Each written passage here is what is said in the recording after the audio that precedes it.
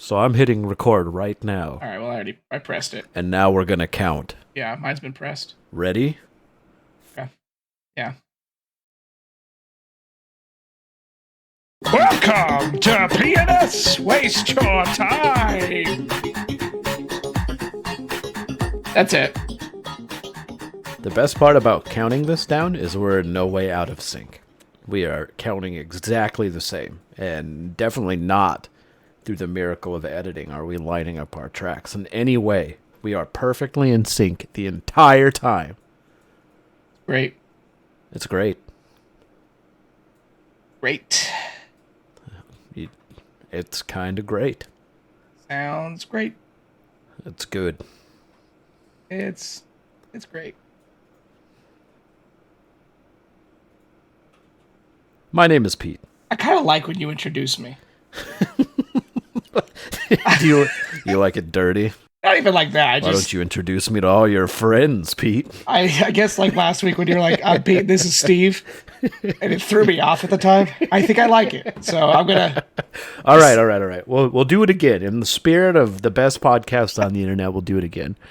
Hi everyone, I'm Pete, and this is Steve, and this is PnS Waste Your Time featuring Pete and Steve. I think you should pause, so you'll be like, hey, I'm Pete, and this is Steve, and I'll be like, hi. And then you say, and this is PnS. Let's try it again. Okay. 3. Hi, everybody. This is Pete. And this is Steve. Hey. And this is Pete Waste Your Time. There we go. I like that. I kind of like that. But you know what? Yeah, it felt organic, and not in the overpriced way. It felt organic. It felt like, you and I were doing like a party. We were attending sort of like a gathering at a friend's home. And I didn't know anybody. And rather than awkwardly wait for you to kind of like introduce yourself, I was like, this is Steve. I like to think that most parties I go to, somebody else has convinced me to go, and they're going to need to introduce me to people, or I'm going to stand in a corner by myself. And you did that for me, all our viewers, to our one viewer. I'm going to thank Adrian, our single viewer out there. Hey, Adrian. Hey, Adrian. You're a nice guy, Adrian. You've always been a good guy. I don't know you, but I appreciate you. Bombas socks? I've seen this. Have you tried I've seen this advertised socks? online. Though I did get, and I'll be honest, I was kind of delayed opening the package because I'm lazy that way. I got the MeUndies? I did. Ah. And they're pretty soft. And they didn't give me the, I told you you'd love them. And they didn't give me my little code or my credit for you doing that. I'm a little pissed at them They cheated you on your referral code. You're the only person I've ever referred successfully. Okay. And we just double checked. They just didn't give it to you. They screwed you for it. It seems wrong to me that you bring one person to the party and they just don't reward you for it. There's no credit. So here's what it says: I have potential credit. Right. It shows that I invited you. It shows that you joined. It shows that you completed a purchase. I don't know what they're waiting on. They're just like, we got to decide if we like you enough. Don't tell me that. Is it going to be one of those, like, if they subscribe for a full decade, then you get your $5 credit or something like that? I'll wait that decade to get those free undies. Remind me 10 years from now to check in on that credit. Does Facebook send you a lot of things that say, like, hey, you might need this friend, or is that just me because I'm lonely? I get it a lot. What's weird is I have an Instagram account that's in no way related to, like, my personal Facebook, which I honest to God barely use anymore, and yet it still suggests to me all these people that I do know in real life. And I get it. There's probably something on my phone that shares the data, but I find that disconcerting. Like, what if I wanted to run an Instagram account that had nothing to do with anybody else? Why are you still throwing the friends at me? At least you know the people. Mine's always these randos that don't even have mutual friends. It's like it knows that I'm by myself and it wants me to get out there, and it's like, I don't think adding these people is going to make a difference. It really puts a damper on my Tickle Fetish porn Instagram account that I'm trying to get done, because I just don't want people who know me to see that. I want to do the tickles with just like-minded other Tickle Fetish people. Check it out. It's great, isn't it? Yeah, that's... It's good. I didn't want to know that either. It's kind of good. How was your week, bud? Busy. It's great. Busy. And you know what? I know I follow the news. Yeah, you do that from time to time. I've been really stuck this week. Been really stuck on submarines. Saw this coming. Go ahead. And let me start off by saying, and this is going to break the fourth wall a little bit, but here.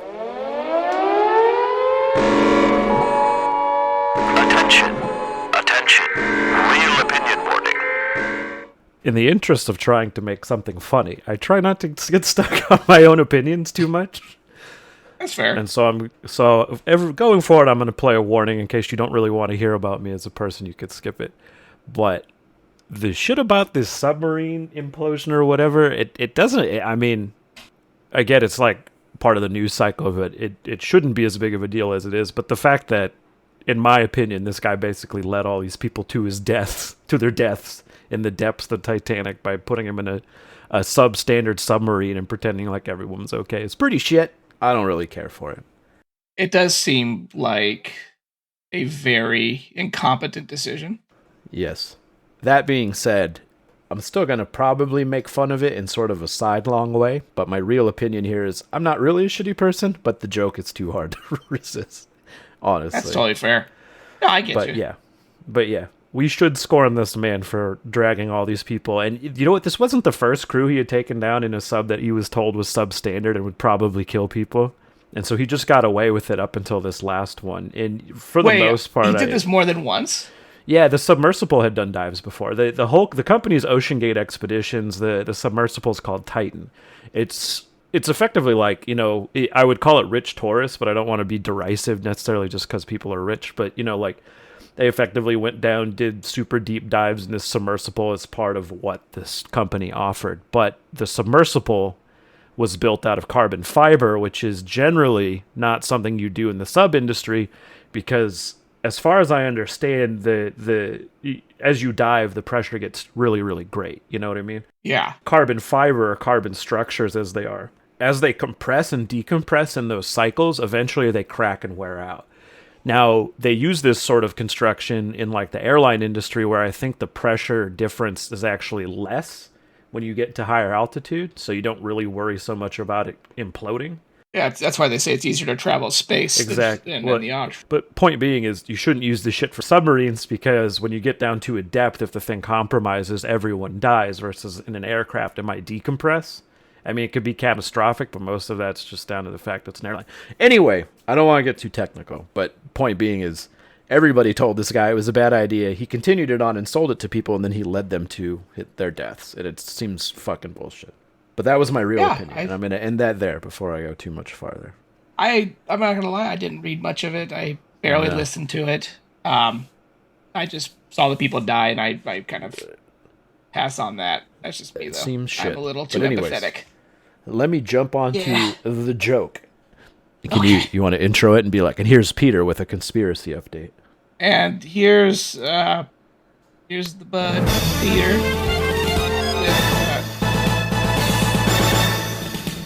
I'm gonna put some dirt in your eye. There you go. Obama and Biden, the woke, liberal, communist, fascist transsexuals, are waging a war on the American submarine. Are they?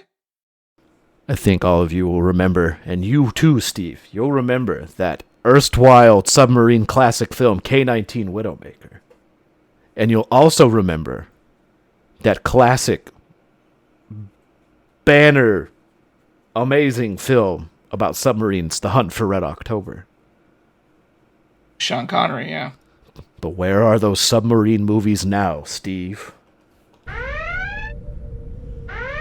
They're gone, Steve. I guess they kind of figured there's not that much excitement in a submarine movie, so they kind of just stopped with them. I mean, they've kind of explored everything they could, right? Oh, ho, ho.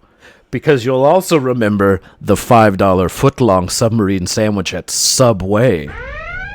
But where is it now, Steve? It's gone. The $5 foot. They don't do the $5 foot long anymore. And the worst part of it is now, those sandwiches, which they continue to call footlongs, have been proven to not be footlongs at all. Like this slow compression and recompression decompression cycle against a substandard submarine submersible running for rich tourists on the bottom of the ocean, the American submarine is being eroded slowly but inexorably by the Democrats. This latest fault is simply just another manifestation of this horrible period of human and United States history where it's no longer safe to be a submarine or to call yourself a submariner.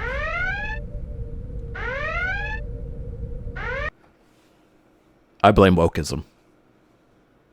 All right, so I'm gonna tear us apart. So where do the liberals come in on this sub sandwich? Who else could it be, Steve? Who else? A good Republican, family values-oriented politician would definitely not have done this to our precious submarines.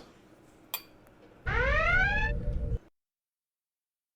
not sure. I mean, I would think that a traditionalist might look at a foot-long sandwich and be like, you know what, that's a little too much. Maybe that's not really a foot long, and they shrink it until they're happy with how long a foot is. There is not a single American on God's green earth built specifically for Americans that would say a foot-long sandwich is too much. A foot long is just right. Isn't this like an old thing, though? I mean, wasn't the foot long disproved like back in the early 2000s? It's the slow erosion of submarines by liberal wokeness. And I'll tell you what, Steve, I don't even blame you for having doubts. Because the water you're drinking has probably turned you against submarines. The very water they depend on. I only drink filtered water.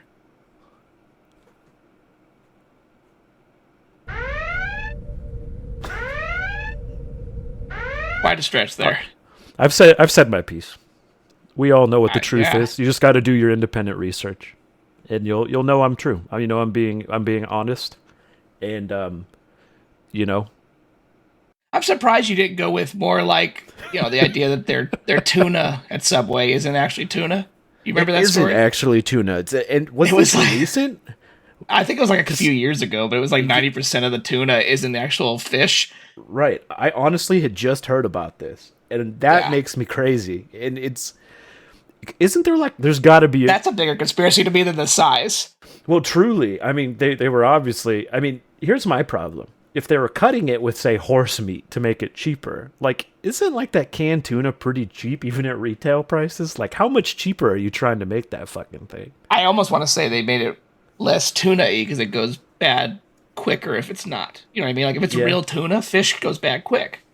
Except when it's in a can. But I feel like when it comes to the size thing, Americans are stupid. I mean, look at when A&W was out in the 1900s sometime, late 1990s, I think. Sure. And they came out to compete with McDonald's Quarter Pounder with a 1/3 pounder. And it did terrible because everybody thought terrible. Yep. Because everybody thought a 1/3 pound burger was smaller than a 1/4 pound burger. So yep. And it was, I don't know, a foot long thing. Yeah. Extra toppings. So I hear what you're saying, and I can kind of understand a business's desire to make things cheaper by cutting it, but I just don't understand that. I've never been a big tuna sandwich guy generally, but I've certainly seen a Subway tuna sandwich before, and it's more mayonnaise than actual tuna. So when you tell me they're cutting the tuna, it's almost like they're using tuna to cut the mayonnaise and make the mayonnaise stretch a little bit farther. And then they're going to cut the tuna even more. 100%. I don't think I've ever walked into a Subway and not thought it smelled like puke. The idea of all the sandwich ingredients together has a terrible smell to it, and it clings to your clothes. Yep. It's all walking around all day smelling like a Subway, and it's bad. It's awful. You've got to be able to relate to, say you're on a field trip and you've passed out Subway sandwiches to all the kids. The unholy miasma combination of scents, smells, flavors is pretty bad. It's so gross. That's why we don't give them food at all. Things. Yeah, don't feed kids. It's the best. Don't feed them. Don't give them the stick. Don't give him the stick. It's like if they show up to your door, if it's a poor hurt animal, and they're like, "Please, sir, I want some more." Not that I'm getting that from anywhere. I'm just saying that's what a kid would say. But if a kid would say that to you, definitely don't give him food because he'll come back. The best way to get rid of him is just not to feed him. Send him on his way. I had a kid come up to me one time, and this was this year, and they're like, "I'm hungry," and I felt bad because everything in me was I can't believe. How did you survive it? I know it's tough, and everything in me said I probably should feed them because you don't know if they eat at home or Right. not. So I fed them, Right. and then after that, every single day they would ask, Terrible. Can I have Horrifying. food? Can I have food?" And it was like, oh my goodness, I guess like I'm feeding this student now. And I'm pretty sure they weren't abused, and I'm pretty sure they had plenty of Right. food. It was more like a Hobbit, Yeah. where they're looking for second breakfast at 11. Right. Exactly. So it was just. And can I just be fair? Hobbits are like the most parasitic of creatures. Of all the evil creatures in the Lords of the Ring universe, the Hobbits are the worst. Why? From a very German Nietzschean industrial standpoint, everybody else has some agency. Even the orcs, as disgusting, grotesque, and brutal as they are, they still do some things well and they'll actually work at it. Hobbits are content to sit on their asses, do nothing, and just take whatever they want and demand I don't it. know about that. I mean, they farm. And they got hairy they- feet, and that's just gross. Why you bully me? I don't It's know. just true. I think they're. I don't know if they're lazy. I mean, they are lazy, but I mean, they got to grow their vegetables. They got crops and stuff. I think they're just Easiest thing peaceful in the people. world. Anybody can farm, no problem. I can't farm. Actually, you know what? Speaking of farming, I've actually been looking into getting a bunch of pumpkin seeds and growing a pumpkin patch in my backyard. Sure. Are you going to do like a Halloween thing, or are you just doing it for fun? I thought Halloweeny, big old Halloweeny. Maybe Right, give it out right. to the neighborhood for like, donations or something for next year's harvest. I don't know.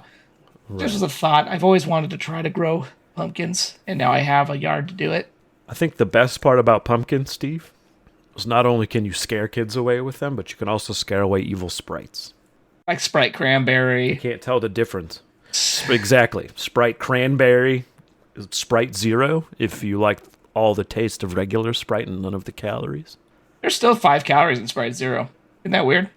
Are there 5 calories? got I've 0. been drinking those things like nonstop, no problem. And, well, I guess Yep. I had to switch because of that. sons of bitches. How dare you? All my fat people out there. Well, them Pete and Steve boys are at it again. And to avoid a lawsuit from the Coca-Cola Corporation, we're obliged to tell you that there's actually 0 calories in Sprite, and we were just talking about our asses. Yeehaw! Damn you, Coca-Cola, putting calories in your Sprite Zero. Shame on you. Shame. Does Coca-Cola make Sprite? I don't think so. Well, looks like we made 2 blunders this episode. Pete and Steve are wrong again. Turns out, Sprite is owned by Coke. Have a hallelujah. Want to circle back. Cutting tuna is kind of distressing, but what the fuck do they put in fucking soda that is normally like a Coke? Like a bottle of Coke's like 100 grams of sugar, right? But Yeah. Coke Zero has none of that, and it tastes the same. Big sugar. I'm not concerned about that chemistry. I'll take part. I think guess I'm it's- more like in wonder. Like what the fuck goes into I think that? it's either stevia or, let me see. In Coke Zero. Sugar.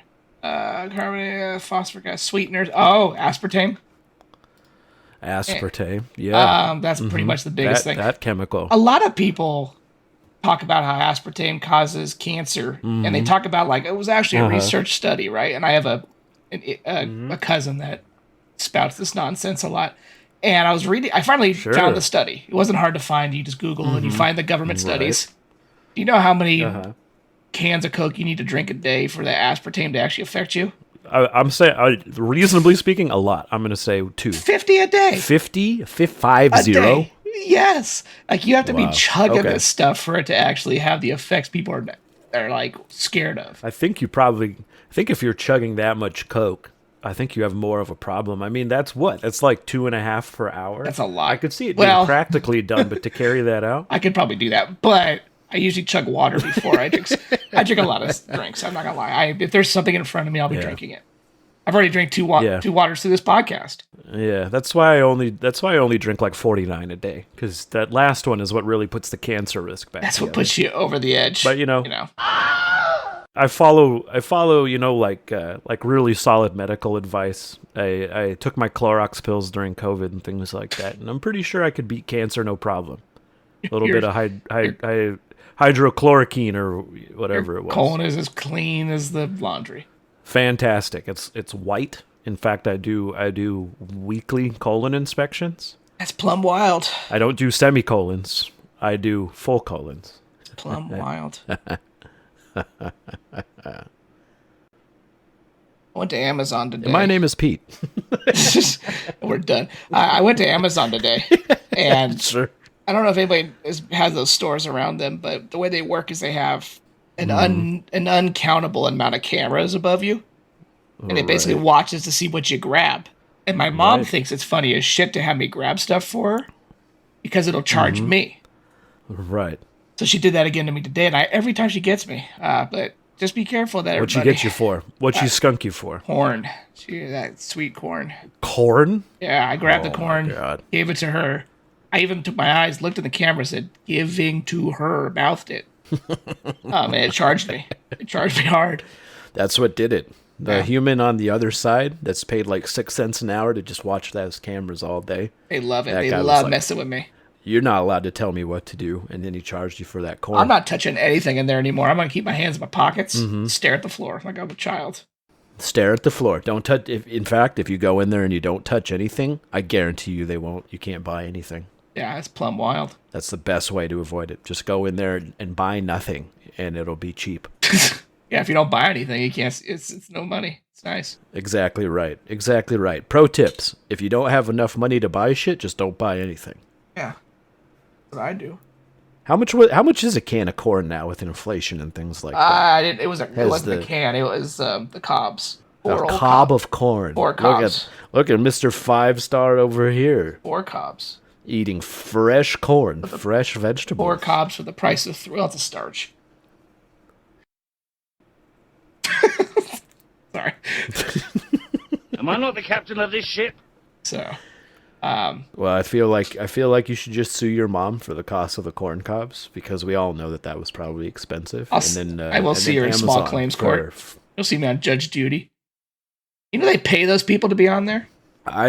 I feel like it would take a lot more than just good-natured human will to want to be on that show. Well, they're not actors or anything. Like, it is real. The money is what really but they paves get the way. Paid. Right. Yeah. So my thing about Judge Judy is, as entertaining as it is, if you watch one show, you see that she tears the fuck into people and makes you look dumb. Yeah. And to be fair, some of those people are pretty fucking dumb. Also agree. But you're not getting on there for like a good-natured ribbing. Like, you're going to be humiliated, and then it's going to be broadcast and rebroadcast, and people are like, you watch it because those people get made fun of. So the money has to. If they weren't offering money, no one would go on. It is kind of an American version of Schadenfreude, isn't it? It's exactly. But I mean, like, some of those. I mean, to be fair, I think Judge Judy has some special deal with the circuit courts or whatever to hear these cases. So they're legit cases. Yeah. And obviously it's produced to kind of highlight certain things and certain interactions in the show. But I think the thing that's been always interesting to me, people will actually sue each other over the dumb shit that goes on what I on was that show. reading They're real lawsuits. I was reading, I forgot if it was Judge Judy or another one of those, because there's a lot of court shows now. Right. And at the end of it, it talks about, like, if you would like your case settled, you know, you could reply here and they pay for some of the trial itself and some of the problems just so you could do it on TV. And it's, I don't know, it's strange to me. Yeah, and they fly you out there and shit. Like, why not? I mean, if you want, and it's not a small amount of money. I want to say it's, you know, like $5,000 or something. Yeah, it's a good amount. At Maybe least for that's some too of them, much. it's more a than fair amount than the trial. Yeah, exactly. So I mean, if you go in there and, you know, you're suing your neighbor because he stole your cob of corn for, you know, $1.30 or something like that, but you both get $5,000 for showing up. Corn was $2.99. $2.99? Yeah, that is unironically, literally, that seems kind of expensive for a single cob of corn. No, 4 cobs. 4 cobs, so 4 for 3. Yeah. Well, now I feel like an idiot because that's pretty cheap. Actually, Where's my money? I don't know why you've done this to me, Steve. It's not the money, it's the principle. It's the principle. I understand. So yeah. But certainly, well, it hurts my feelings a little. Do you ever change your vernacular? Occasionally. Like, you find a phrase or a word you really enjoy, and you stop to think, I want to make sure this is implemented in my vernacular. However, Exactly. the words you'd find are not spoken in your accent. Absolutely. I always advance my vernacular, was it? Yeah. With new inclusions annually. What would annually once a year you go through and you're like, all right, this is out, this is in. So what's something you brought in lately? Anything you've brought in that you're like, okay, I liked how this sounded. I'm gonna try to implement this in my vocabulary. Not sure how yet, but True story. I was having a conversation with my boss at work, and he used the phrase index like a verb, saying index on something, which is to say focus on, right. or like heavily consider. Oh, I like that. And I can't stop saying it. I've used that everywhere now. I'll be like, we're indexing too much on slam the table, things like that. I like that. My students really did like that to that. me. I used a word while I was teaching, and the rest of the year they would use it as a joke, but then it became part of their vernacular. Right. I used the word gingerly. Gingerly. Yeah, I was like, okay, you need to play that note. Wait, what were gingerly. you talking to those kids about? Yeah, we're talking about like playing the note softer and in staccato and pianissimo. Gingerly. And I basically said you need to be gingerly with it. Play it gingerly. And, Gingerly. but anyways, there's two words that I've heard this week that I've been trying so hard to put in my vernacular, and they just don't flow well. And what are those? All right, the first one is a southern phrase called Plum Wild. Plum Wild. So you say it instead of being like crazy. So you'd be like, oh, that's Plum Wild. That's straight I Plum think Wild. the accent's kind of needed to really sell that. Ain't it one. Plum 'Cause Wild? You could get across in my very white, unaccented. Plum Wild. I think that's what makes it funnier to me. If I can keep it very Californian straight and just be, well, that's Plum Wild. It just kind of makes people stop and go, what does that fucking mean? How do you say that white? How do you say that? What? Wow, boys, you're going a little plum wild in there. Yeah, see, just like that. I feel like the accent really sells it though, and I mean, you could use that for degrees of plum wildness. Oh, wow. Honestly, if you really want to emphasize how wild someone's being, you put on the Texas or the South. Wow, it's see plum that. wild, boys. Versus, my God, that is plum wild. Ain't that Plum Wild? Ain't that plum wild? Yeah, I can see that. That's great. There's I little, like that. little Billy by the street. They named him Billy because he could play piano like Billy Joel. That Plum Wild. Plum wild, that boy. He Plum Wild. So that was What's one. the other one? The other one's Irish. I mean, that's not the word. Irish? It's gobshite. Ooh, that boy's Irish. No, What does that mean? Gobshite. Gobshite. Yeah. And what does that mean? Couldn't tell you. Couldn't- Heard it on a couple things and makes me laugh. So where have you slipped it in? Where have you been it's an slipping offense. gobshite I found in? it. I just Google it. It's an offensive word for a person who you think is stupid or says things that you think are silly or not true. I'll use straight gobshite. Oh, it's perfect for the You're a public gobshite. school system. It's excellent. Yeah, I don't want to be in the office. We're having complaints of you calling your students gobshite. They had a bunch Did of you gobshite. know what that means? Because I don't.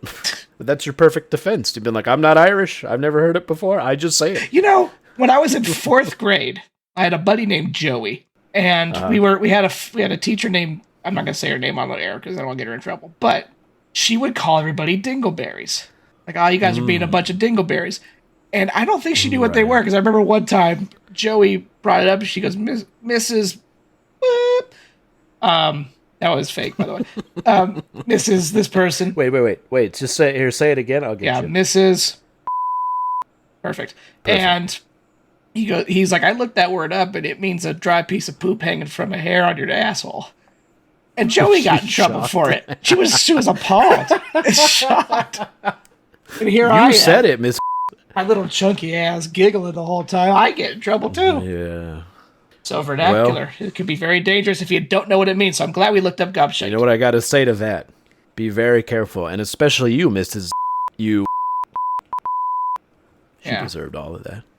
I don't remember much about fourth grade. I just remember that moment. I remember a little bit about fourth grade, but I remember I was in a split class where it was fourth and fifth graders. And as an adult, I'm like, why the fuck would they do that? That just seems like a lot of work for the teacher. But then I also realized it might have been because I was a smart 4th grader and they were dumb 5th graders. I was about to ask, is that what it was? So putting us together worked out perfectly. I must have been. Honestly, I never asked. I didn't have that sort of insight. I remember we then. had a day where every student had a booth where they had to sell stuff for class points. Okay. What'd you sell? Cocaine? The hooch? And I was drawing stuff. I was drawings. And yeah, and I remember not selling a single thing. Being like, am I that shit at this? And then looking next to me and the kid that sold everything just brought in a bunch of Rice Krispie treats and was selling that. And I'm like, this isn't fair. This isn't a skill. Yeah. And that was where I learned about capitalism. You just needed to draw on Rice Krispie treats, Steve. You had to target your market audience. And it was just... unfortunately, they're not a very artsy crowd. I was just sitting there, I'm like, hey guys, I'm a pimp. And they were like... Oh, Brian's doing it again, dude. Brian, you ain't no pimp, dude. Where's my money? And so I just remember that feeling of like, wow, I should have just brought food from home and sold that and become rich. 4th grade kids slinging ass and drawings and Rice Krispie treats. I guess it's at that age, am I going to be a capitalist or am I going to be poor? And I picked poor. It's public school teaching. That's right. Then that's a valuable lesson to teach a kid. That's why it stays in the school system. Yeah, exactly. Some of you will be very successful and go on to own Twitter, and others of you will be sane but poor. Hey, sometimes you got to follow your dreams and not make money, and that's okay That's too. right. You're just gonna suffer the whole time.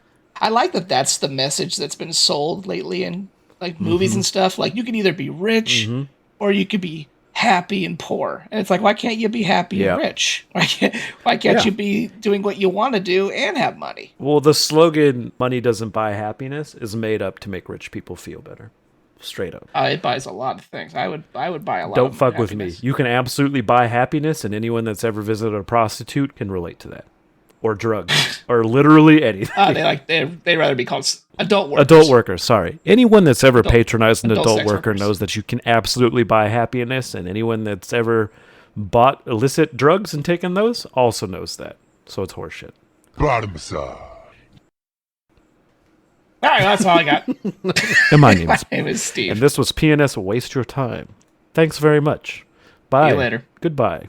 So long. Sayonara. Farewell.